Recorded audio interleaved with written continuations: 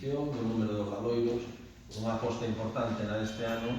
por esta liña, na que prácticamente, o sea, non doblamos, pero prácticamente se fai unha aposta, un incremento do 80% de fondos para chegar ao 100% das solicitudes de obradoiros neste ano. E por poñer un dato, depois entraremos en detalle, pasamos no ano pasado 5,4 millóns de euros a 9,7, decíamos un 80% de incremento de fondos, pasamos de 16 obradoiros na provincia de Ourense a 28 e pasamos de 47 concellos a 82 concellos. Todas as solicitudes que se fixeron na provincia de Ourense foron atendidas e se habilitou crédito para poder darlle cabida.